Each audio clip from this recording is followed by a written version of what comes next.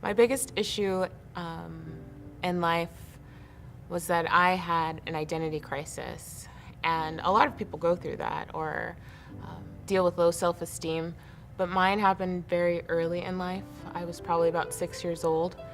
I grew up in a household where I have very loving parents, brothers and sisters, my extended family, everyone's really close, and I grew up with an awareness of myself and of Jesus. Grew up in the church, and my parents are from another country. They're from Panama, and so I grew up listening to Celia Cruz and Tito Puente. I knew I was Black, but I also had this Latin side, and it was just something that was very natural to me. We grew up in an affluent community in Southern California. It was multi-ethnic, but not a lot of Black families lived there, and I can vividly remember in preschool not really realizing that I was different. And I'm guessing probably because with little kids, it just really doesn't make a difference. And when I got to elementary school, pretty much kindergarten, it was in the early 80s, and I attended a school in Orange County. And I was probably the first or one of the first Black students to attend that school. And immediately I knew I was different. I had a teacher who told me that, and told the rest of the class, that Black kids come from monkeys, and that my family came from slaves, and just things that I never really had heard or understood. They took a census in the class, and she didn't allow me to talk about my Latin heritage. And so these are things that I struggled with. The kids began to tease me, and I attended the same school for many years, for 9 years, and I kind of just lost a sense of myself. I was very shy, or at least now I know that that was introverted, but back then people really didn't understand what introversion was, so I was just kind of weird because I like to be alone and read books, and that made me happy. I never really complained about the things that were happening at school, but I always felt really bad about myself. And of course, when you're a young girl, you like boys, and the boys never seemed to like me. And year after year, they would call me names and the N-word, and it would just really cut at my self-esteem. And I didn't talk to my family about it, and they could never figure out why I was kind of becoming a recluse.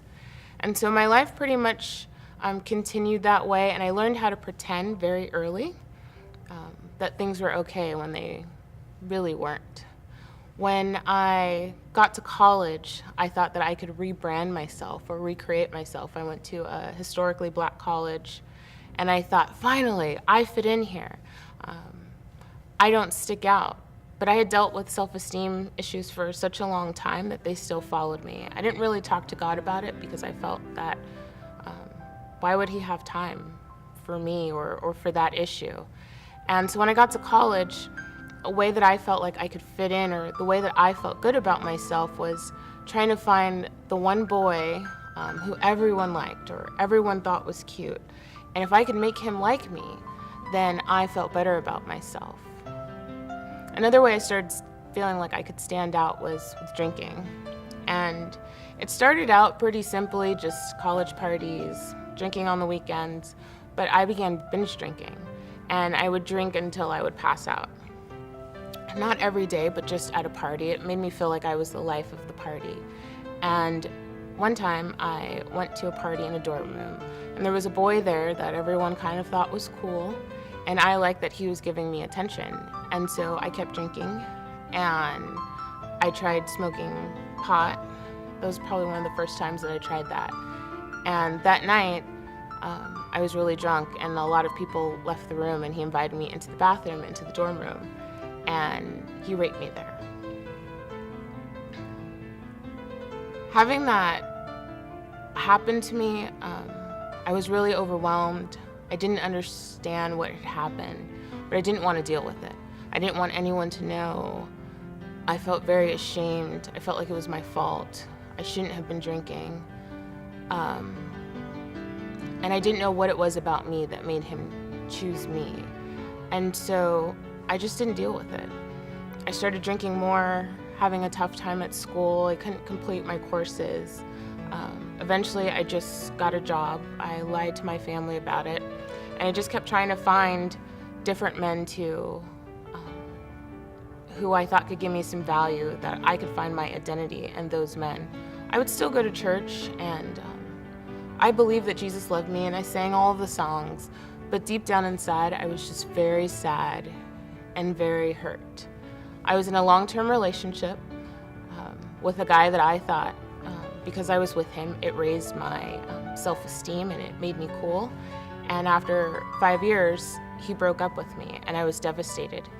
And at that point, I was working in the entertainment industry for a well-known radio station, and I met another young man, and I went on the ride of my life. He introduced me to harder drugs. I was drinking even more, and I really hadn't dealt with, still years later, with the rape. And I just wanted him to love me. I thought being around him, because so many people knew him, it gave me value, or it made me cool. And I did a lot of things that I never thought in my life that I would do. And shortly after dating him, I became pregnant. And I was faced with the decision. I was with a man who was very abusive, verbally abusive towards me. And I thought, I can't have this baby. He had a drug problem. I was using drugs. I was drinking. My life was falling apart. And I felt so alone. And I remember sitting in my room, crying, thinking, I can't tell anyone this. I certainly can't tell my parents. They're conservative Christians. How did I end up in this situation? And finally, I decided, I made an appointment, and I went down to an abortion clinic. And I can remember being in the clinic that day, and there were probably about 60 other women from the time I got there to the time I left, who were all there making that same decision. We were all there for abortions. I went in, I had it done, and at the last moment, I decided, I don't want to do this. God, I am so sorry. I changed my mind. I don't want to do this. But it was too late, and I was strapped down on the chair. And when I woke up again, I was in a room that was lined with about 25 beds. And I woke up crying, and I could hear the whimpers of other women who were crying in their sleep. And we had all killed our babies. After that, there were no hugs. There was no counselor to come and talk to me. Someone gave me a brown bag with condoms and basically told me to protect myself. It was the lowest moment in my life. At that point, I realized I had committed every sin that there was, and God wouldn't want anything to do with me. And I wanted to die. I just wanted to end my life. But something happened, and I had a very supportive family who I thought that I could never tell. And I remember my father telling me that there was nothing that I could ever do to make him stop loving me, and how beautiful I was, and how much God loved me. And my mom and my sister and my brothers, they supported me, but I still struggled with really understanding if God loved me or not. And so I moved in with my sister, and she helped me to get an apartment. I transferred my radio station and went to another city, and I had a big fire, and my apartment caught on fire, and I actually almost died in that fire. And I prayed, and I said, Lord, if you get me out of this, then I'll know that you care about me. And my apartment was engulfed in flames, and I can't believe it. I opened the door, I wrapped myself and my cat in a blanket, and I ran through the fire, and I wasn't hurt or harmed or anything. I walked outside, and I had so much confidence, and I knew that was the first day that I really understood just how much Jesus loved me, and that my life, me, this one person who had committed all of these sins, that he cared, and that he loved me. And so from that day forward, I got back into church, and I found accountability, and I started reading the Bible, and I read it every single day.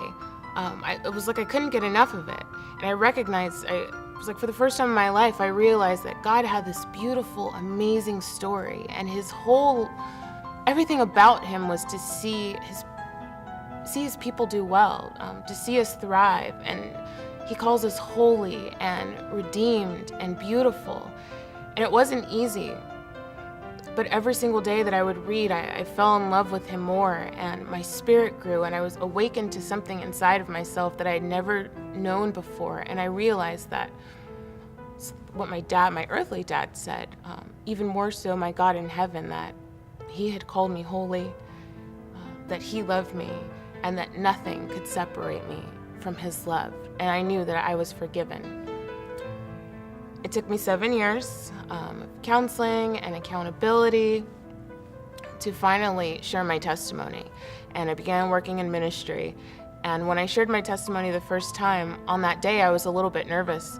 And I was in my room and I was cleaning up, and I found a card, and it was from the day that I had had my abortion. I realized that it was 7 years, almost to the day, of me giving this testimony. And I just saw how much God had done for me and how he had changed my life, and that I was redeemed, and that there's nothing that you can do that can separate you from the love of Jesus Christ.